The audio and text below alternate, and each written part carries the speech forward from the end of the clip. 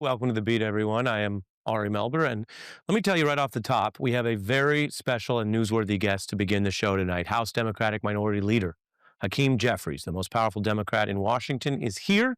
I'll see you in a moment. I will tell folks that we are coming fresh off Leader Jeffries' historic, literally breaking historical records, 8-hour, 44-minute House floor speech. This is one way to understand, if nothing else, the sheer amount of time and stamina that was used. As Leader Jeffries said, he would use every tool in his legal power as the top Democrat in Washington to both protest, oppose, and try to thwart aspects of that budget. The Democratic Minority Leader, Hakeem Jeffries, joins us now. Good evening, and thanks for joining us at this very busy time. Good evening. Great to be with you. Great to have you. I want to just begin before we get to any of Washington or the politics with this tragedy down in, of course, Kerr County, Texas. The death toll's over 100. As of tonight, we have the latest reporting, which is 161 people are still missing, including a lot of individuals that, of course, have not been accounted for and are the worst is feared in terms of what we're hearing. What is your response to this ongoing, unfolding tragedy that's affecting so many, and what else can the federal government do? Our thoughts and prayers are certainly with all of the families who've been impacted by this terrible tragedy, and we'll continue to stand with them and do everything that we can to try to be there for them as a federal government in terms of the recovery and the rebuilding that will necessarily have to take place. Right now, we're also appreciative, of course, of the fact that we have first responders who are still engaged in a search and rescue effort to try to hopefully find folks who have not been currently located. I think there will also be a moment where, as a Congress, we need to aggressively ask some questions about what happened, why did it happen, how do we prevent this type of tragedy from ever happening again. There's real concern, Ari, with the fact that the National Weather Service has been decimated by Hmm. the Trump administration. There's real concern that Donald Trump and his Homeland Security Secretary have threatened to defund FEMA. And there's real concern that the Texas state government may not have necessarily done everything that they could have done in advance of the flooding to protect those communities. Is this, since you mentioned it, an area where you think that defunding at the state or federal level could have played a part in an avoidable level of tragedy? That remains to be seen, but certainly we have to ask those questions and we're going to have to get those answers. And we're prepared as Democrats to aggressively do just that. Yeah, understood. We showed you speaking on the floor there fighting the budget. I guess you and Cory Booker, I don't know if you guys trade tips in the hallway about how you go that many hours. And I wanted to ask you about this. We try to call it straight here and follow the facts and the evidence on all these issues here on this program. And it seems like on this one, Democrats have lost a lot of public skirmishes. It seems like Democrats won the messaging battle, but still didn't have the votes. So I want to get your response to that. But I'll put up on the screen the numbers here, just top line. You have a lot more debt, kicking off over 11 million people from their current health coverage, going after popular programs like Medicaid. And overwhelmingly, as you know, as people learned about this bill, the more they learned, the more they didn't like it. It's overwhelmingly opposed. Before I get your answer, I just want to show again, let's get out of the coastal national news. Let's get out of the television news of coming out of these, folks who might follow politics every day. We checked the polling. This was going underwater 18 points. And local coverage has actually echoed some of the facts Democrats have mentioned against the bill. Take a look. It's going to be a big, beautiful challenge for hospitals. Rural hospitals could face a loss of medical care and services. Millions of Americans who have Medicaid face losing their health care coverage. They're anticipating about 500,000 people will have their Medicaid benefits cut from the big ugly bill. There is no spinning this as if there's a positive thing. Did you get your message out effectively? And if so, what do you say to people who are frustrated that the bill still passed? Well, the one big ugly bill represents the largest cut to Medicaid in American history. Hospitals will close, nursing homes will shut down, community-based health clinics will be unable to operate, and people are going to die in community after community after community, including in rural America. I think it certainly has been the case that we have successfully communicated across the country the implications of this one big ugly bill. It hurts everyday Americans in order to reward billionaires. And we're going to continue that effort in state after state after state, in congressional district after congressional district after congressional district.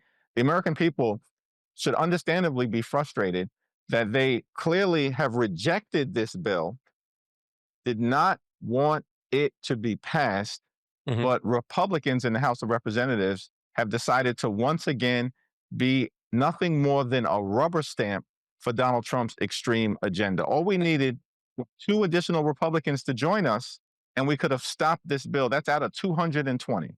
And what does it mean that Republicans said out loud they opposed the bill or big parts of it and still voted for it?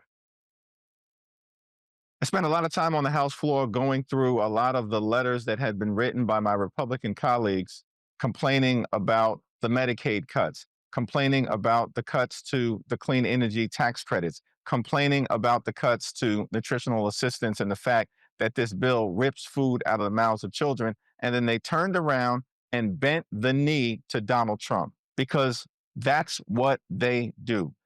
They don't work for the American people at this particular point in time. They work for Donald Trump. They act like a wholly owned subsidiary Hmm. of the Trump administration. It's an embarrassment. And now that embarrassment will actually result in the American people being hurt in devastating ways. We also track culture, as you know. Sometimes the punchlines give you a sense of where the story is. Here was Jon Stewart. Holy, you what? You somehow managed to severely cut the safety net and expand the deficit. That's impressive. That's one of those, hey man, how did you gain all that weight? Ozempic. That's something that's hard to do. Does this tag the GOP as the fiscally irresponsible party? And where do we go from here? I mean, you're a pretty young guy by the standards of Washington. Are we going to hear from them and they're out of power again in however many years that a Democratic White House is growing the deficit? Does that even make sense given their record right now? Republicans are complete phonies when it comes to be claiming to be the party of fiscal responsibility. All they have done, administration after administration after administration, they did this during the administration of George W. Bush. They did it during Ronald Reagan's administration. And now, of course, they're doing it again during Donald Trump's second administration, is explode the debt and the deficit. Why? In order to provide massive tax cuts for the wealthy, the well-off, and the well-connected, and subsidize the lifestyles of the rich and shameless.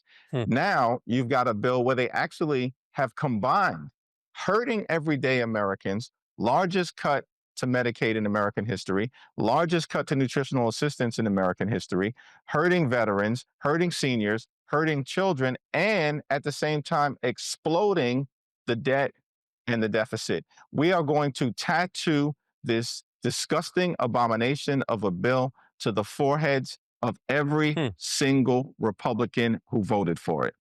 Hardball tattoo politics there. All right. I want to ask you about the ongoing abuses of power alleged by Donald Trump. We've seen National Guard there in the streets. Democrats have sued over that. We have Marines used on a small basis, but seems like a test case. We have then related in the courts, although it might not get as much dramatic attention, certainly not the visuals like you see here, but this report about Trump claiming sweeping powers to literally nullify laws just passed by Congress, supported by Republicans, by the way. Legal experts telling the Times that Trump is claiming this power to immunize private parties, to commit otherwise illegal acts, and blatantly defying the recent TikTok rule, whether people agree with it or not. And I think you well know there was some controversy about that TikTok ban.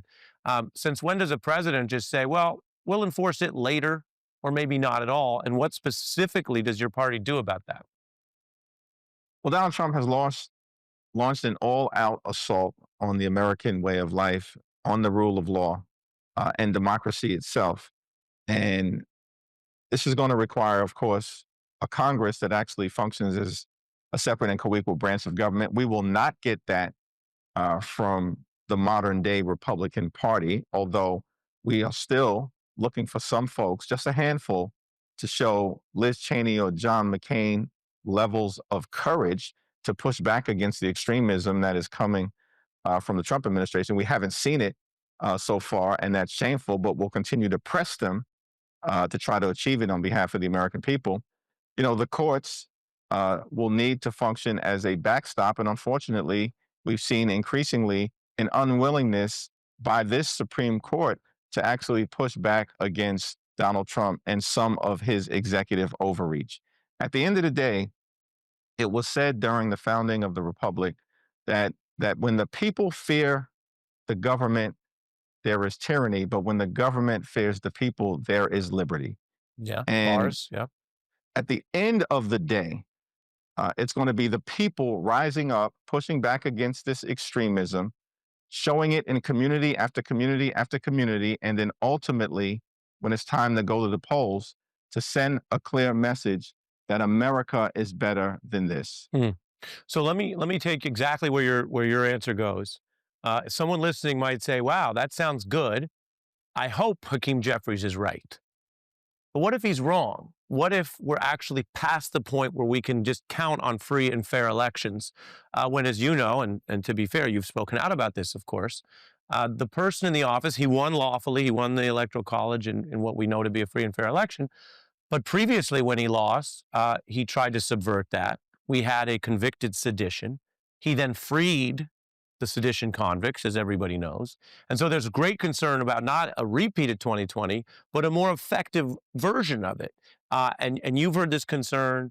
It's not just random sort of activists or the most extreme sort of people worrying about it. James Carville, a longtime sort of centrist Democratic figure, said this about rigging the midterms.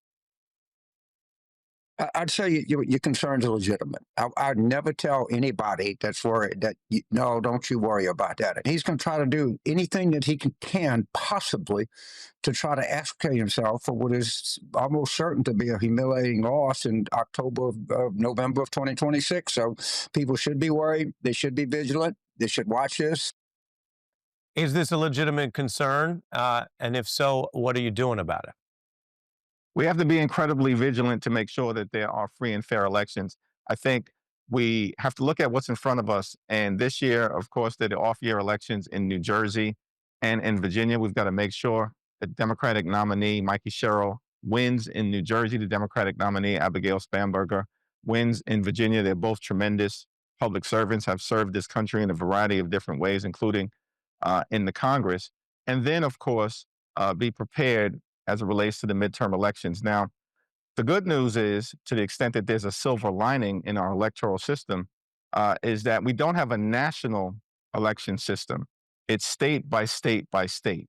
And in many of the states where there will be competitive gubernatorial elections, and certainly in the overwhelming majority of the states where the House will be decided, there are Democratic governors, Democratic attorney generals, and Democratic secretaries of state. I'd be far more concerned, honestly, Ari, if we were looking at a situation where the fate of the House would be determined in states where Republicans are in charge. Because So what you're we've saying, seen, to be clear, because it's a patchwork, you're saying you've studied this, and if there are Republicans trying to play games, they're not actually overseeing the races that you think would control the House outcome? that's absolutely correct. There are seats in New York, seats in New Jersey, seats in Michigan, seats in California, seats in Wisconsin, seats in Pennsylvania, seats in Arizona, by way of example, that are going to determine in large measure who controls the House in the aftermath of the midterm election. Every single one of those states have Democratic governors, they're Democratic attorney generals, Democratic secretaries of state. And so that's kind of the landscape that we find ourselves in. And I've got trust in those leaders to make sure that there are actual free and fair elections.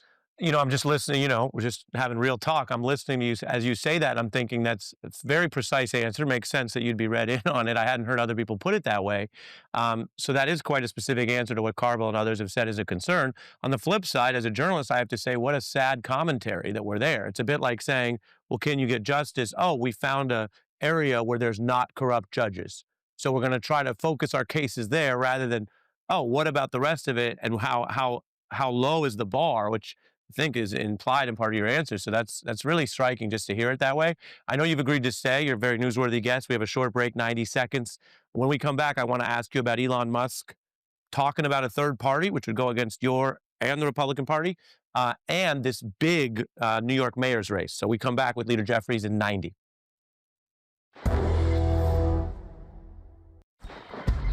We're back with House Democratic Minority Leader Hakeem Jeffries, the most powerful Democrat in Washington. Continuing our conversation, Zohran Mamdani came out of nowhere with less money, less fame, beat the Democratic establishment, beat Mario Cuomo. I should say Andrew Cuomo, son of Mario Cuomo, known in New York.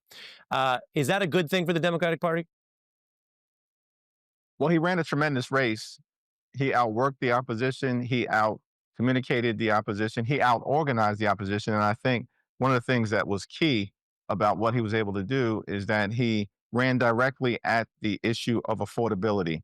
Across every age demographic, it's the number one issue in the city of New York. Now, he articulated a very provocative platform in that regard. I look forward to sitting down and talking to him about his plans to actually implement that platform to deal with some of the challenges that the communities that I face are dealing with in terms of gentrification and displacement, and a whole host of other issues that I would normally talk about with any Democratic nominee, and certainly we'll talk about with our particular Democratic nominee in the context of the mayoral race. I think one of the things that we'll continue to try to do at the national level is to lean in aggressively to Donald Trump's failure to address the high cost of living. He promised to lower costs on day one. Costs aren't going down, Yep. going up. Inflation is on the way up. Life remains far too expensive for the American Now, people. I got to tell Democrats you, want to do something about it. respectfully, I see the pivot. You know, you're good at this. That's how you got this job. But then I got to rephrase the question. You're not ready yet to say whether it's a good thing. You want to meet with him. You want to kick the tires. At this juncture, you're not ready to say that this turnout, this energy that he tapped in New York is good for the party yet. Oh, no, listen. I mean, I think that when you can increase the electorate, particularly as it relates to parts of the electorate that came out in significant numbers, which include the South Asian community in many parts of New York City, and certainly younger folks under the age of 39 in New York City, that is absolutely a good thing. And of course, he should be credited with pulling off that kind of campaign that reached so many folks.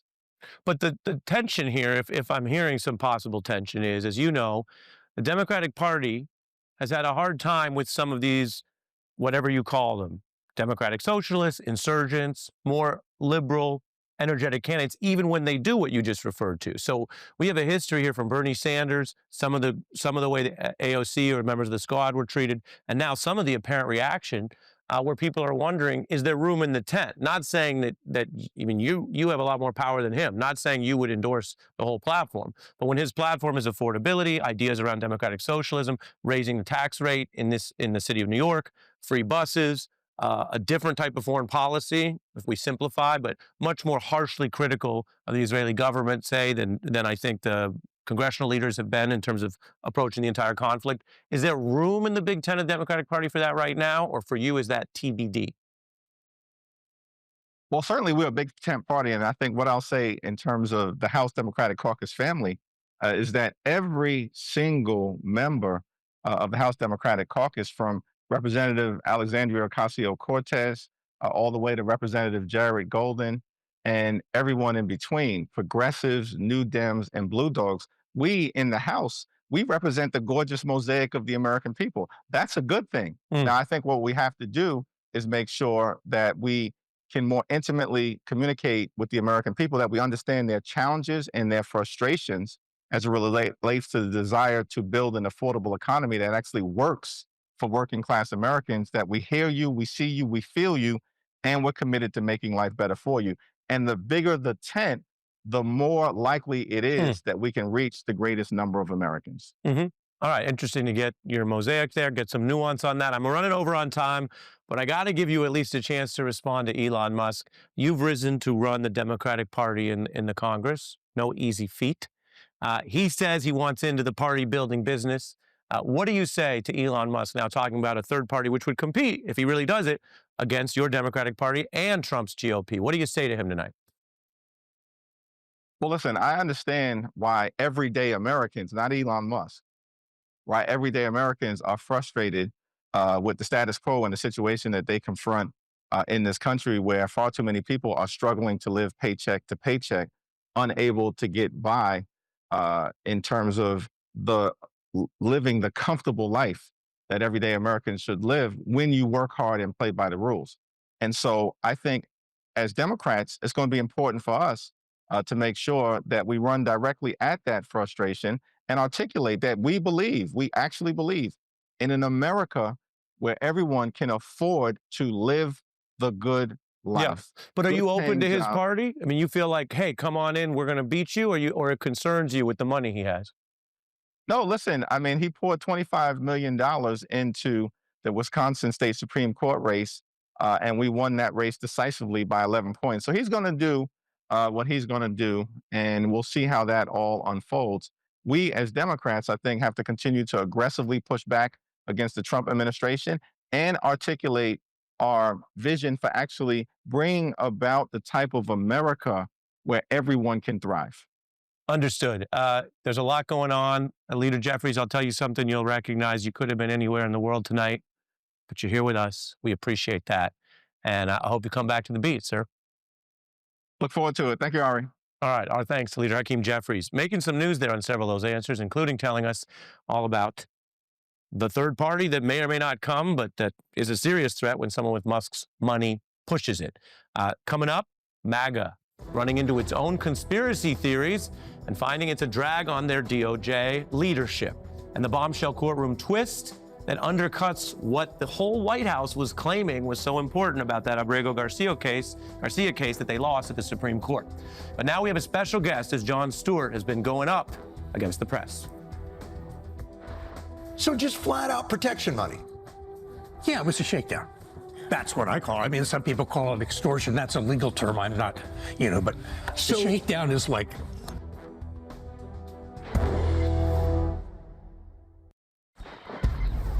There is mounting outrage about where we are in the country as major, powerful companies give in to Donald Trump's efforts to allegedly abuse government power to get what he wants out of the once free press. Paramount paying $16 million to settle what was seen as a baseless 60-minute lawsuit, experts agreeing CBS did nothing wrong and would ultimately likely win in a free court.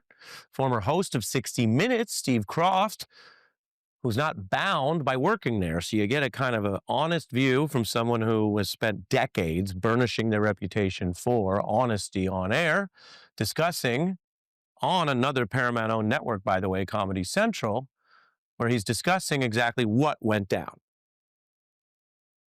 Why didn't they fight They it? never said we screwed up. What did They they? just paid the money. So just flat out protection money. Yeah, it was a shakedown. That's what I call it. I mean, some people call it extortion. That's a legal term. I'm not, but So the shakedown is like the $16 million was tribute. That's how he looks at it. and that will continue. Tribute to the king. That is someone on the inside who certainly still knows a heck of a lot of people still working at 60 Minutes. He's more of one of their elders, describing the corporation as looking at this as tribute to King Trump. Tribute because it's not on the level. It's not honest. It's not something they had to do. It's tribute they chose to do. Paramount needs this approval for a big merger. Trump made a side deal, according to the New York Post, with a key elite individual over there, a guy named David Ellison, to air between $15 and $20 million of announcements for causes that Trump supports.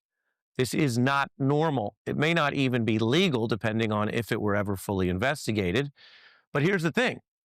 Trump is so sure that under this administration and whatever he has planned, it's not going to be investigated. And the Supreme Court did give him a type of immunity. And the thing that normally would be hidden, he's all but referring to, even potentially admitting.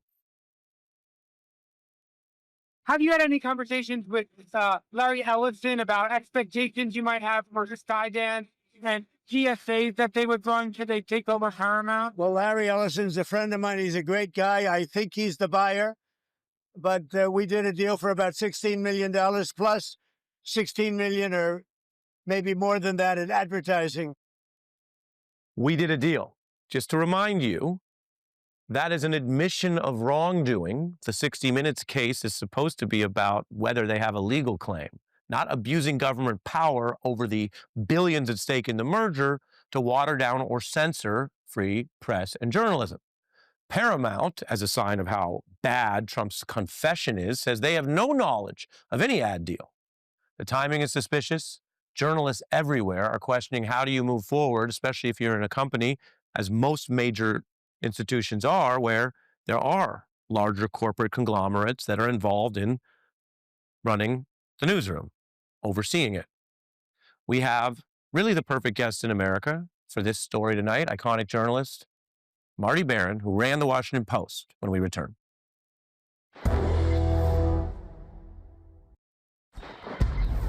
The $16 million was tribute. That's how he looks at it. And that will continue. Tribute to the king. Thank God I'm on basic cable, which I don't think he has. A 60 Minutes veteran putting it quite clearly. We're joined by Marty Baron, a veteran journalist who served as executive editor of the Washington Post from 2013 to 2021 and has experience there, as we've reported before, in the handoff to Bezos, who now is one of the many corporate overlords, cozying up to Trump. Welcome back. Thank you. Thanks for having me. What do you see in the unusual developments around this 60 Minutes story? And do you think there is corporate meddling at the behest of the government? Well, there's no question there's corporate meddling. I mean, Brendan Carr, who's the chair of the FCC, said as soon as he was named as the likely chair, as Trump's choice to head up the FCC, he talked about how a news distortion complaint by a conservative group would factor into the decision whether to approve the merger or not. He said that Trump's lawsuit wouldn't have anything to do with it, but the news distortion complaint by this conservative group concerns the very same matter. So there's a bit of gamesmanship there. Look, I mean, it appears that now this merger will probably go through. The New York Post, which seems to have pretty good sources on this matter, is saying that it might go through in a matter of weeks. We'll see. I mean, if it does, then that suggests that there was some linkage between this agreement and approval of the merger. So this is a shakedown. Well, I mean, that's what Steve Kroft said, and I'm not going to argue with him on that language. That's for sure. What should the free press do, and what, if anything, can citizens who care about this, care about nonpartisan free press journalism, do right now? Well, it's a tough question. I mean, I think so much depends on the new owners of CBS. We're talking about David Ellison and his father, Larry Ellison. It depends on what they do with CBS. I think that the early indicators are quite concerning on that front. I certainly think that viewers of 60 Minutes, viewers of CBS News, viewers of CBS generally should make their voices heard. And express their outrage at a decision like this, and express their insistence that 60 Minutes continue its independent path of journalism, and that CBS News stay on that path as well, and that independent journalism be respected. Here's how President Trump is taking this all in. He's been on a run of using the leverage we've talked about, the illicit, alleged abuse of government power, as well as these civil suits. Here's what he said now. This was new. I was like confronting, because otherwise the public doesn't know that you're a bunch of crooked people. But they know, they've learned, and the media has to straighten out their act. You know, the media is down to 17% approval. You got to do a little better than that. It's important for the country that you do better. I think they ought to make a lot of changes. I think changes are going to be made to the media. He's talking about changes again, coming from government pressure. He's been clearly one of the worst First Amendment presidents we've had, and has a view that he admits in public that the government should have a say in overseeing the press. Is that antithetical to our constitutional system, which has protections for the press for the opposite reason, so that it might have the freedom to hold the government accountable? It's totally antithetical to the idea of a free press. It's antithetical to the very idea of the First Amendment. James Madison, who was the principal author, he talked about the need for a free press in this country, and he talked about the need for freely examining public characters and measures. I would emphasize the word free. And I would emphasize the word examine, which means that we're supposed to find out what's happening in government. We're supposed to act with independence. We're supposed to hold the government to account. That's why the founders of this country wrote the First Amendment. That's why they wanted a free press. It's really extraordinary because one of Trump's first executive orders was something called restoring freedom of speech and ending federal censorship. And of course, very quickly, his government began to act as a federal censor. You just heard him say that. That's what he wants it to be. And he has moved to curb First Amendment rights, not just the rights of the press, but the rights of the general public as well. And that's deeply concerning. It's completely antithetical to the idea of democracy and a free press. Right. And as you remind everyone, there's much Orwellian spin in who's doing what and saying the opposite, freedom is oppression and so on.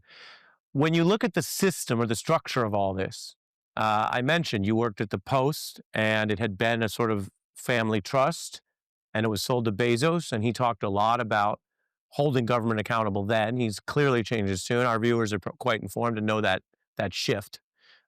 We're speaking on television platforms where I'm very happy to not have any interference that I'm aware of, but these are large companies, and this government, again, to just call it what it is trying to use more of the threat of the corporate pressure on companies at this juncture than, say, actively, to our knowledge, arresting reporters, which we've seen in other countries, or busting into newsrooms.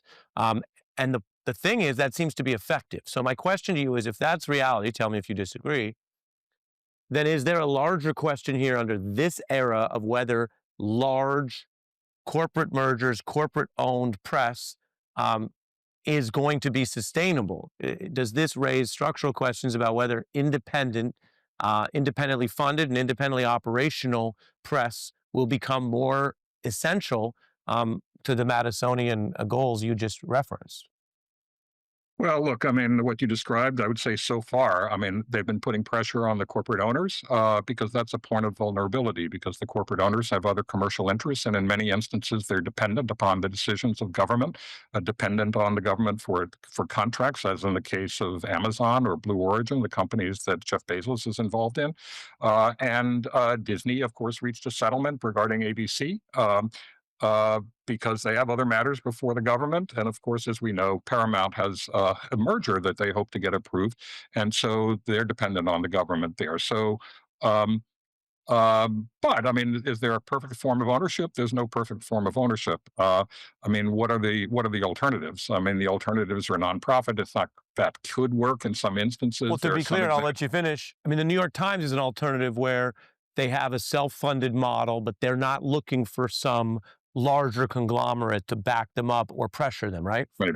That's right. It's a family that is held together. I admire the fact that family has stuck together in support of the mission of the New York Times for decades. In some ways, they're a unicorn.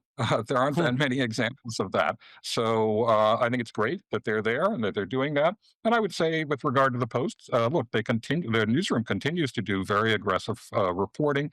There are commentators there, opinion columnists who are quite critical of the Trump administration, and they even are publishing editorials that are critical of Trump. So, I mean, there are actions that have been taken by Jeff Bezos that I find highly objectionable.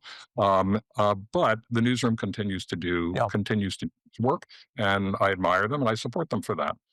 Appreciate your nuance there. And Marty, as you know, in law school, if your answer to a question requires a unicorn, you're usually losing the argument. So perhaps it is unfortunate that my example is only that unicorn. Well, okay. Yeah, man. Look, I mean, I think we're in a dangerous time for the free press. There's no question about it.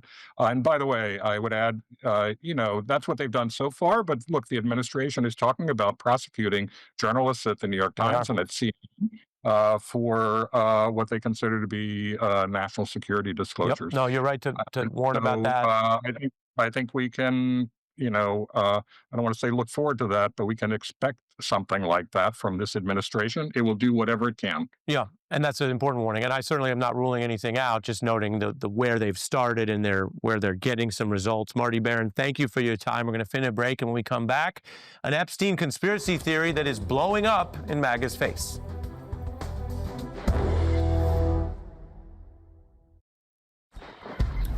Financier Jeffrey Epstein was indicted for sex trafficking and died under suspicious circumstances in federal custody. It has fanned legitimate questions and conspiracy theories, but the Trump administration is facing what is clearly a crisis of its own making. Donald Trump's DOJ releasing an unusual memo years later that says there's a lack of evidence that Epstein had a written client list that might have been in government custody. And there's a lot of reporting that would back that up, but it does undercut what MAGA figures have been hammering for years. And remember, whatever suspicious thing might have happened and might deserve being investigated, Epstein was in Trump administration federal custody when this whole thing began. Take a look. The DOJ may be releasing the list of Jeffrey Epstein's clients? Will that really happen? It's sitting on my desk right now. In Epstein's case, it is incredibly disturbing. We have flight logs, we have information, names that will come out. What names are in there, man? You understand how many powerful people probably want this thing to desperately go away? The FBI airmailed into that operation and said, this is not getting out. Because they do that because this is another government gangster operation. Seriously, we need to release the Epstein list. That is an important thing. Even Elon Musk trafficked in the theory to attack Trump in manner and ways that was not credible. He later walked that back. Some of the voices you just saw there went from conspiracy theorists using that to get MAGA fans excited or angry to being the top figures, number 1 and 2 at the FBI, number 1 at DOJ. And now there's a new set of MAGA figures in meltdown over what just happened. I'm going to show you that meltdown on the other side of this break.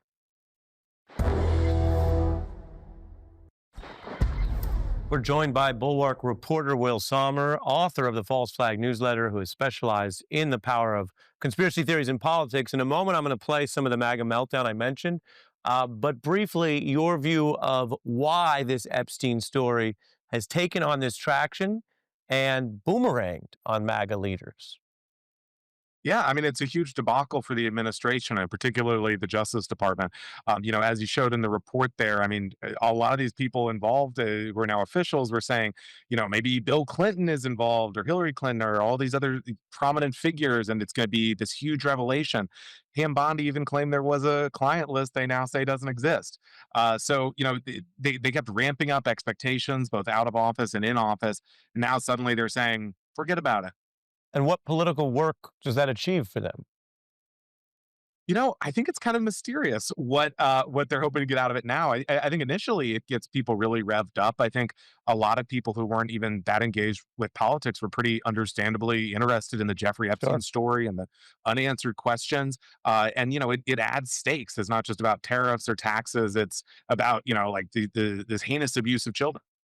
Yeah, and it allows people in politics to go up against something if it doesn't even exist. If Joe McCarthy's communist list of traitors in the State Department doesn't exist and they aren't there, then there really isn't anyone to rebut or defend themselves. And so you kind of have this freebie, unless you happen to be the podcaster who becomes one of the top FBI officials. Then people say, hey, weren't you promising this? Weren't you going to get to the bottom of it? I want to show some of the MAGA meltdown now. Don't tell us all this stuff's coming out and the investigation's massive and Trump wants it released and then say, oh, there's nothing there. This stinks. This just reeks. Pam Bondi needs to be fired. Who is rolling this out? The little rascals? So I'm going to go throw out that. That is so crazy. This is honestly one of the craziest things I've ever seen in my entire life. This seems like unforgivable behavior. Don't like that. All new, and depending on what media and internet content people consume, people may not have seen. Those are some figures that, while dubious for facts, and I warn that anytime we mention Alex Jones, Tucker Carlson and these other individuals have huge followings, and they're saying all of what you heard there. It's unacceptable. Yeah, I mean, there's a huge backlash building. I think this might be the biggest backlash Trump has faced from the MAGA movement since he took office. Particularly his remarks today, where he said essentially, "Stop bugging me," shut up about the Epstein list. I mean, that is being received really poorly. It looks, whatever it may be, it looks like a cover up when you say 2 days later, just why is everyone still talking about this? We have to move on. Yeah. I got 30 seconds left. What is important for people to keep in mind if they are interested in the real questions in the story? There was a suspicious in custody death, etc. Yeah, I mean, I think, look, I mean, at the center, there really was a sex trafficking operation that abused many women. And I think, unfortunately, the administration And women has and turned girls, this I know into you sort of a mean. Yeah. carnival. Okay, ahead. yes, and girls as well. And I think, unfortunately, the administration, this weird rollout and this cancellation has turned it into sort of a weird carnival. Yeah, I think you put that well. I know I put you on tight time here. We're bumping up against the hour, but it is certainly a problem that the serious process of justice for those individuals became a content carnival, a clickbait rage, and now it's boomeranging back on the DOJ, which some might say is politically just desserts. But I appreciate you reminding us of the reality of it as well. Will Sommer, thank you. Thanks for having me. Thanks to everyone at home for watching. We will post that Hakeem Jeffries interview at msnbc.com/Ari if you want to see what he said or share the interview.